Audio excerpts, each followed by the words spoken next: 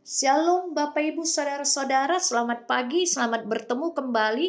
Senang sekali saya bisa menjumpai kita lagi pagi hari ini untuk kita sama-sama bersekutu mendengarkan firman Tuhan. Karena itu Bapak Ibu Saudara-saudara, mari terlebih dahulu kita berdoa sebelum kita mendengarkan firman Tuhan. Ya Bapa, pada hari ini kami bersyukur dan berterima kasih kepada Tuhan. Karena hari ini kami juga masih dapat menikmati berkat Tuhan melalui kehidupan yang Tuhan beri lagi untuk kami nikmati pada pagi hari ini. Kami boleh bangun dari tidur kami tiada kurang suatu apapun juga di dalam damai sejahtera dan kasih setia Tuhan yang memberkati kami. Karena itu terima kasih Bapa. Dan kami juga boleh menikmati udara yang segar dan keindahan pagi untuk kami nikmati ya Tuhan. Karena itu terima kasih Bapa. Dan kami sebentar akan mendengarkan firman-Mu. Biarlah firman-Mu kiranya boleh menjadi rema bagi setiap kami. Terima kasih Tuhan Yesus. Terpuji nama Allah Bapa di dalam Kristus Yesus Tuhan kami kekal selama-lamanya. Amin. Bapak Ibu Saudara-saudara, di dalam kasih Tuhan Yesus Kristus, renungan untuk khotbah pagi hari ini diambil dari kitab 1 Petrus 2 ayat 1, demikian dikatakan oleh firman Tuhan. Karena itu buanglah segala kejahatan, segala tipu muslihat dan segala macam kemunafikan, kedengkian dan fitnah. Demikian firman Tuhan. Bapak Ibu Saudara-saudara, kemajuan dalam teknologi, khususnya teknologi digital sangat pesat dan merasuki seluruh dimensi kehidupan manusia. Bahkan tidak lagi mengherankan kalau setiap orang memakai handphone atau telepon genggam. Bahkan sampai anak-anak kecil sudah pakai telepon genggam. Anak umur 3 tahun, 4 tahun, 5 tahun sudah bisa melihat HP, bermain-main HP sendiri.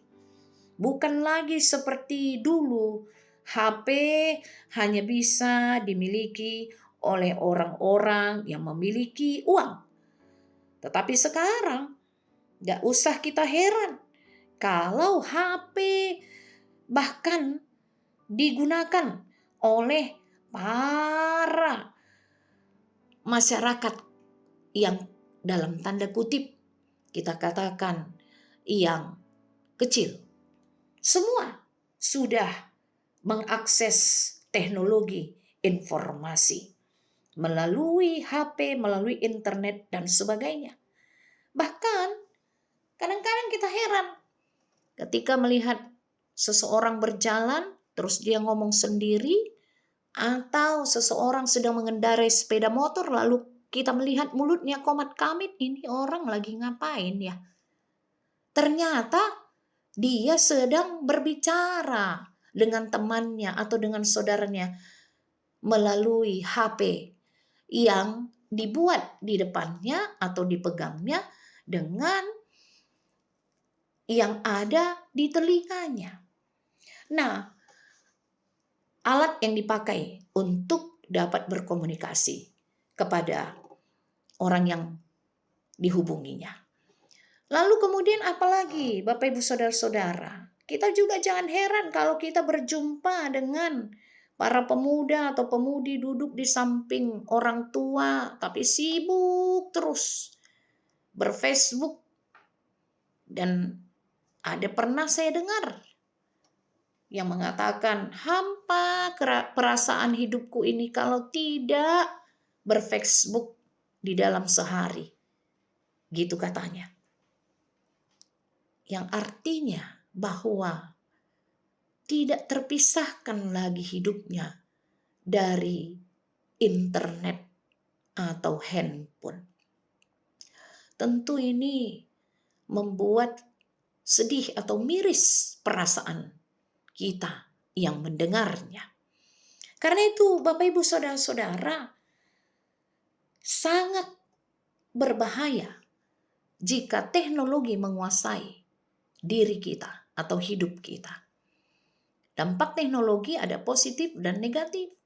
Salah satu negatif adalah ketika kita tidak bisa menguasai diri setiap saat berhandphone, bahkan sampai HP itu, atau kita mengakses internet di kamar mandi, di bawah tidur dan sebagainya. Lalu tanpa kita sadari, kita menjadi dikuasai oleh teknologi yang di dalamnya sebenarnya kita melihat berbagai-bagai macam bentuk informasi. Bahkan informasi itu ada yang hoaks. Nah, itulah yang kita katakan tipu muslihat. Lalu berbagai-bagai kemunafikan, bahkan kedengkian dan fitnah bisa bertebaran melalui internet, melalui YouTube, melalui WA dan sebagainya, Bapak Ibu Saudara-saudara. Karena itu, bagaimana kita mau menggunakan teknologi itu untuk hal-hal yang baik saja. Bahkan janganlah kita terperangkap dalam kemunafikan, ikut serta dalam kedengkian dan fitnah yang terdapat di dalam internet. Kenapa saya katakan demikian, Bapak Ibu Saudara-saudara? Jikalau kita dikirim oleh teman kita misalnya tentang pertengkaran seseorang dengan organisasi atau pertengkaran antar pribadi, kita tonton kemudian YouTube-nya, dan kita lalu kemudian ikut serta berkomentar di kolom komentar, itu berarti kita sudah ikut di dalam tipu muslihat dan kemunafikan, bahkan kedengkian. Bahkan seringkali fitnah bisa dilancarkan melalui media sosial, Bapak Ibu Saudara-saudara. Karena itu dalam firman Tuhan pada hari ini kita diingatkan, buanglah segala kejahatan itu. Segala tipu muslihat itu, buanglah segala macam kemunafikan, kedengkian dan fitnah. Kemunafikan juga bisa ditunjukkan melalui WA atau melalui media sosial yang lain, Twitter atau Facebook. Mengapa? Ya, karena kadang-kadang diposting berbagai jenis makanan, ternyata punya orang lain, numpang lewat. Seakan-akan dialah yang sedang menghadapi atau di depannya lah makanan yang luar biasa itu. Hanya sekedar untuk mau menunjukkan kepada orang lain, saya mampu membeli makanan-makanan yang lezat dan hebat ini. Tidak jarang orang memakai media sosial untuk mempertontonkan kehebatannya, kekayaannya, dan bahkan kemunafikannya. Melalui apa? Melalui nats firman Tuhan yang dikirimkan. Penipuan-penipuan dilakukan berkedok nats firman Tuhan, tetapi ujung-ujungnya penipuan, Bapak Ibu Saudara-saudara. Bahkan ada orang yang bertipu muslihat, bersandiwara. Dunia ini panggung sandiwara memang. Kita tidak tahu melihat hati manusia. Yang kita bisa lihat fisiknya. Tetapi kemudian fisik itu seolah-olah dia orang yang paling rohani. Memberitakan firman Tuhan, mengirim firman Tuhan kepada siapapun. Banyak sekali di-share kepada teman-temannya. Tetapi kehidupan setiap hari tidak mencerminkan bahwa dia orang yang dewasa dalam kerohanian. Bukan orang yang mengasihi sesama, bahkan pendengki dan pendendam, munafik, dengki, fitnah, segala tipu muslihat, perbuatan-perbuatan yang jahat. Demikian juga saya ingat Bapak Ibu Saudara-saudara di tahun 2016 dalam acara televisi yang berjudul Joda Akbar, yaitu sebuah sinetron yang ditayangkan setiap hari Rabu pukul 8 malam.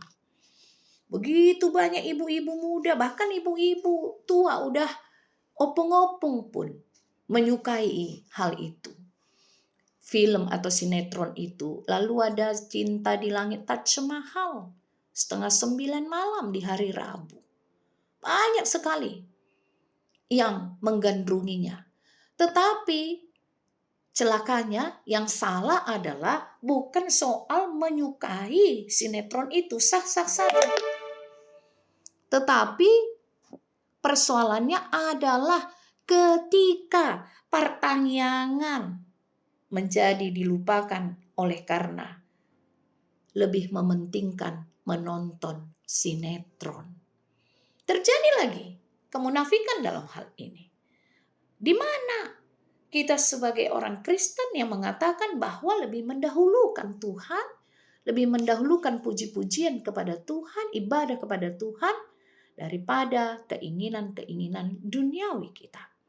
Karena itu Bapak Ibu Saudara-saudara yang dikasihi oleh Tuhan Yesus, mari kita mencerminkan hidup orang percaya yang sesungguhnya, yang setia kepada Kristus, yang mengikuti jejak Kristus. Tidak ada kejahatan, tipu muslihat, kemunafikan, kedengkian, dan fitnah dari hidup kita, dari pribadi kita. Jangan lain di bibir, lain di hati. Apa yang dikatakan lain dengan apa yang di hati. Bersandiwara seperti Judas Iskariot, menyembunyikan motif-motif buruk kita. Itu tidak baik Bapak Ibu Saudara-saudara.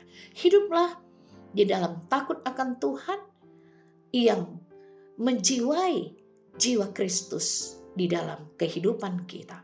Sehingga kita tetap menjadi orang-orang yang menunjukkan identitas kita sebagai orang yang telah ditebus dan beriman kepada Yesus Kristus. Amin. Kita berdoa. Bapa di surga, terima kasih Tuhan untuk firman-Mu yang boleh kami dengar pagi hari ini. Biarlah firman-Mu boleh menjadi firman yang hidup di dalam diri kami, menjadi bekal di dalam kehidupan kami, untuk menjalani kehidupan kami, agar kami hidup di dalam ketaatan dan kesetiaan kepada Tuhan, tidak menjadi orang-orang yang pendengki, yang memfitnah, tidak menjadi orang-orang yang munafik, tetapi hidup di dalam ketulusan hati dan setia kepada Tuhan Yesus. Terpuji nama Allah Bapa di dalam Kristus Yesus Tuhan kami. Amin.